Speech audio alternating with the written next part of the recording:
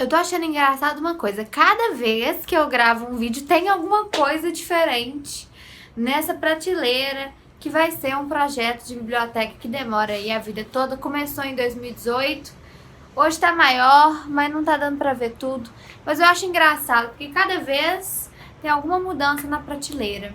Além disso, tem uma luz divina aqui que vai ficar perpassando por mim nesse vídeo. Espero que vocês não se incomodem, mas é por causa do horário e tal, mas acho que vai ficar tudo bem. Então, deixa eu arrumar meu cabelo e vamos para o vídeo de hoje. Oi pessoal, tudo bem com vocês? Meu nome é Luísa, sou professora de filosofia e a partir do vídeo de hoje vamos começar uma série de vídeos que é pra gente esclarecer algumas dificuldades concernentes ao estudo de filosofia. Muitas vezes ocorre dos alunos se sentirem distantes da filosofia, seja porque a matéria é difícil, seja porque eles não entendem a aplicação do conceito ou simplesmente porque há uma distância histórica e cultural desses filósofos para nós.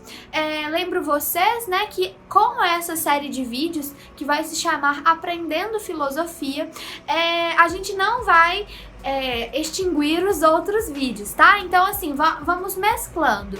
Uma vez a gente posta o Aprendendo Filosofia, esse aqui vai ser o vídeo 1, o vídeo piloto, né? Que a gente vai começar a conversar sobre isso, sobre essas dicas, e aí vamos alternando com outros vídeos, tá bom? Então só pra vocês saberem que aqui a gente vai ter algumas dicas mais fundamentais no estudo de filosofia, mas aqueles outros vídeos sobre dicas, sobre indicação, sobre algum esclarecimento de algum conceito vão continuar existindo, tá bom? Então é só mais um tipo de conteúdo para que vocês consigam sentir mais simpatia e proximidade com a filosofia e desse modo não somente aprendê-la, mas poder ampliar esses conhecimentos para diversos âmbitos da sua vida e inclusive utilizá-lo na redação. Então vamos juntos?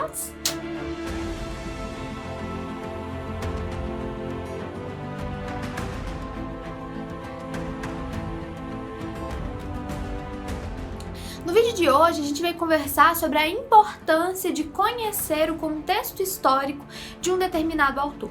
Muitas vezes ocorre de a gente sentir um estranhamento dada certa proposta filosófica, dada certa aplicabilidade dos conceitos, porque o mundo que aquele filósofo está inserido simplesmente não é o nosso.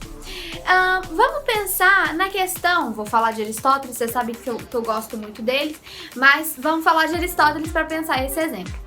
Aristóteles, na obra A Política, falou sobre uma certa legitimidade do uso de um escravo, né? Então, de certo modo, ele defendia a escravidão não por um critério que a gente chama hoje de um critério racial, né?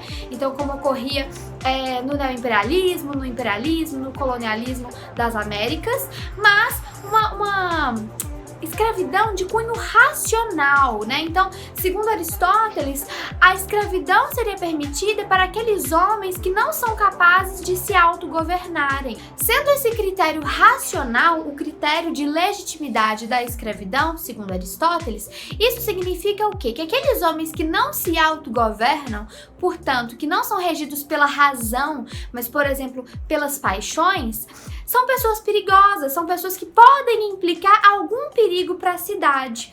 Então pensem, uma pessoa que não se autogoverna e nesse sentido, numa situação de briga, fica muito brava e agride a pessoa que ela está brigando.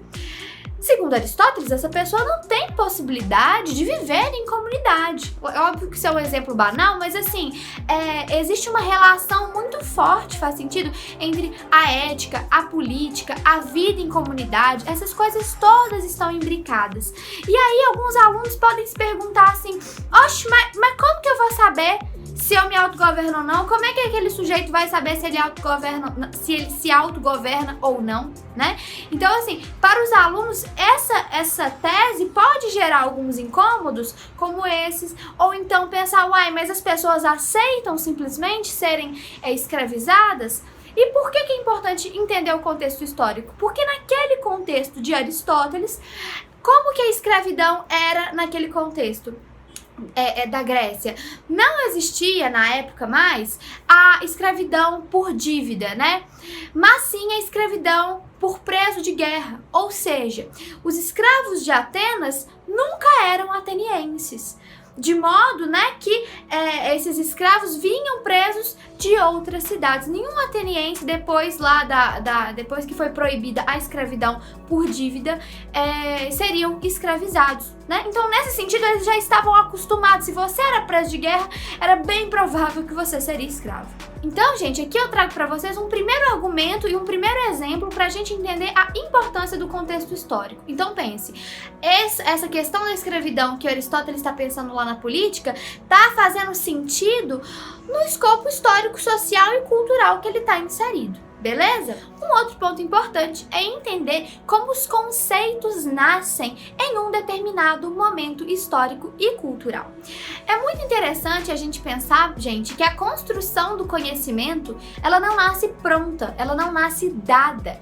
Os conceitos, as palavras e o próprio vocabulário filosófico vai surgindo com o seu uso. Ou seja, os conceitos vão sendo forjados com o uso histórico deles. Tudo bem? Nesse sentido, um exemplo que eu queria trazer para vocês é o termo ataraxia, que significa tranquilidade ou imperturbabilidade da alma.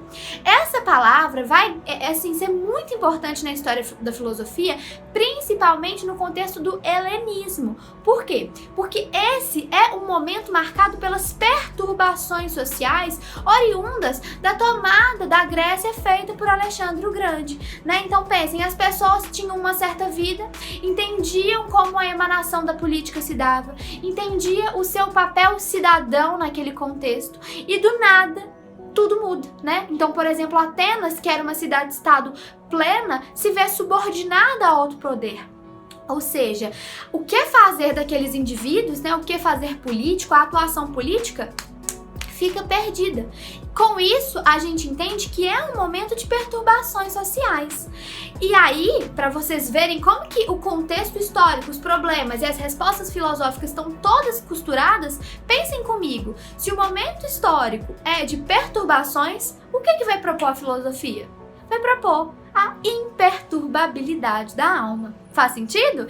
Se a gente pensa num momento de plenitude, se a gente às vezes pensa num momento em que não haviam confrontos acontecendo, será que aqueles filósofos pensariam em